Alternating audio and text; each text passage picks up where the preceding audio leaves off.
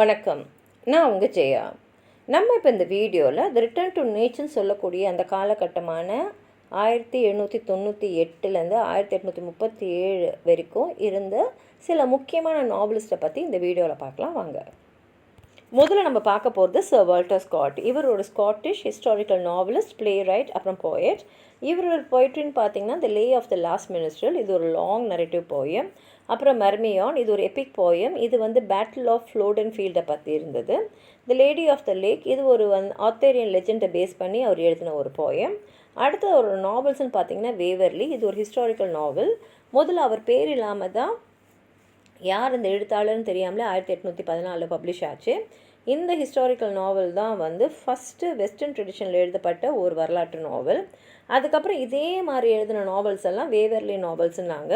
அதில் முக்கியமான novels Waverley, கை மேனரிங், த black dwarf, rap Rai. இதில் பிளாக் டிவார்ஃப் அவருடைய டேல்ஸ் ஆஃப் மை லார்டில் ஒரு பார்ட். இது ஓல்டு மார்ட்டாலிட்டியோடு சேர்ந்து பப்ளிஷ் ஆச்சு. ராப் ராய் ஒரு ஹிஸ்டாரிக்கல் நாவல், இவனும் வரலாற்று நாவல் தான். இது இங்கிலாண்டோட 12வது நூற்றாண்டை பற்றின எழுதின ஒரு நாவல். பப்ளிஷ் ஆன வருஷம் 1820. அடுத்தது கெனில்வர்த்து, இது ஒரு வரலாற்று நாவல். பப்ளிஷ் ஆனது 1821.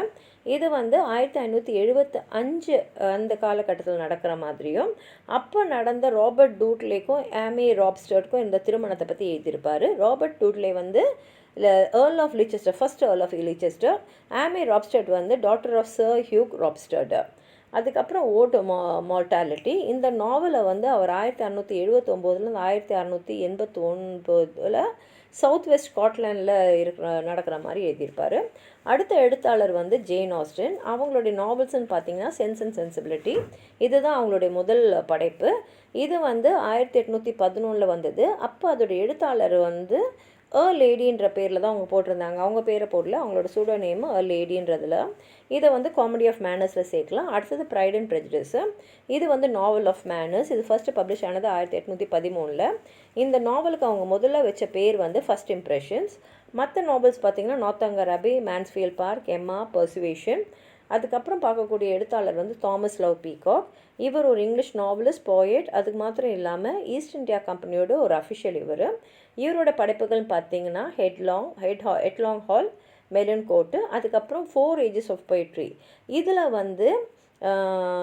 அறிவியல் எப்படி போயட்ரியை மறைச்சிடுச்சு அப்படின்றத பற்றி எழுதியிருப்பார்.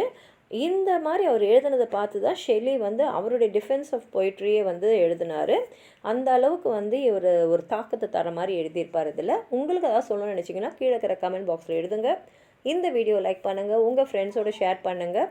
சப்ஸ்கிரைப் பண்ணாதவங்களாம் ப்ளீஸ் சப்ஸ்கிரைப் பண்ணி சப்போர்ட் பண்ணுங்கள். நன்றி.